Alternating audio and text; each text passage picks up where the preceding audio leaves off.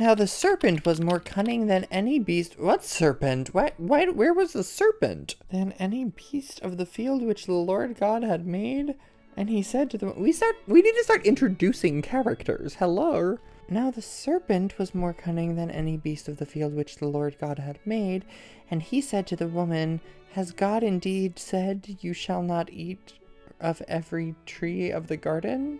And the woman said to the serpent, we may eat the fruit of the trees of the garden, but of the fruit of the tree which is in the midst of the garden, God has said, you shall not eat it, nor shall you touch it, lest you die. He didn't say if you touch it, you'll die. He just said not to eat it. For in the day you eat of it, you shall surely die. Unless he had a conversation with Eve that we are not seeing. Also, did we name her Eve yet? I already know this story. I'm ahead of myself. Then the serpent said to the woman, you will not surely die, for God knows that in the day you eat of it, your eyes will be opened, and you will be like God, knowing good and evil. You will not surely die, or you will not surely die. You know? So when the woman saw that the tree was good for food, that it was pleasant to the eyes, and a tree desirable to make one wise, she took of its fruit and ate. She also gave to her husband with her, and he ate. Then the eyes of both of them were opened, and they knew that they were naked, and they sewed fig leaves together and made themselves coverings. I'm sorry, you see good and evil and you know that those exist, and the first thing you do is cover up. Also, that's a tricky little thing, because the serpent, if we don't have a concept of good and evil, then we don't have a concept of the serpent trying to do wrong. It sounds like just naive people, their first day on Earth, being told two different pieces of information, and you go with the most recent one, no? No? And they heard the sound of the Lord God walking in the garden in the cool of the day, and Adam and his wife hid themselves from the presence of the Lord God among the trees of the garden. When did we get married?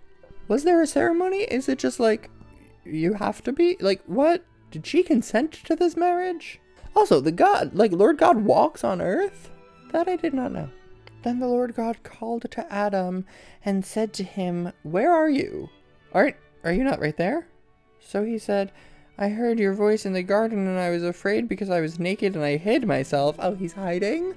And he said, who told you that you were naked? Have you eaten from the tree of which I commanded you that you shall not eat?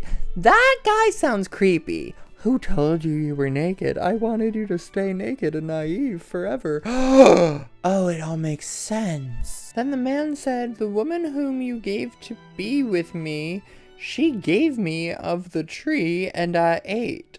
The sentence structure is just... translated, fine. And the Lord God said to the woman, what is this you have done? The woman said, the serpent deceived me, and I ate.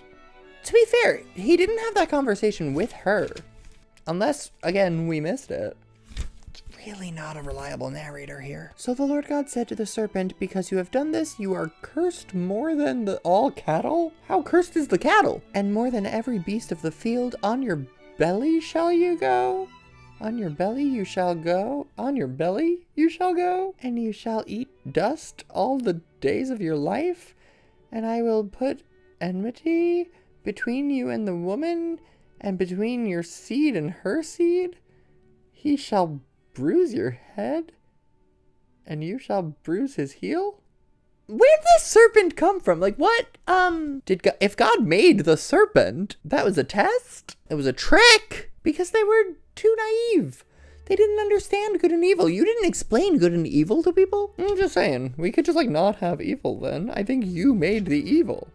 To the woman he said, I will greatly multiply your sorrow and your conception. In pain you shall bring forth children. Your desire shall be for your husband, and he shall rule over you. This is just some smutty fanfic. Imagine your punishment being, desiring for your husband.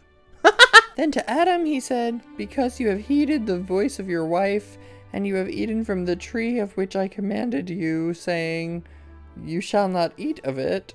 Cursed is the ground for your sake. In toil you shall eat of it. All the days of your life, both thorns and thistles it shall bring forth for you. And you shall eat the herb of the field. In the sweat of your face you shall eat bread, till you return to the ground, for out of it you were taken. For dust you are, and to the dust you shall return? This guy's on a power trip. And Adam called his wife's name Eve, because she was the mother of all living. What? Adam named her Eve? Because she's the mother of all living? Nobody else is alive. She's the mother of the animals? Also for Adam and his wife, the Lord God made tunics of skin and clothed them. So now he doesn't want them to be naked anymore? Then the Lord God said, behold, the man has become like one of us, to know good and evil. And now lest he put out his hand and take also of the tree of life and eat and live forever? Therefore the Lord God sent him out of the Garden of Eden to till the ground from which he was taken. So he drove out the man, and he placed cherubim?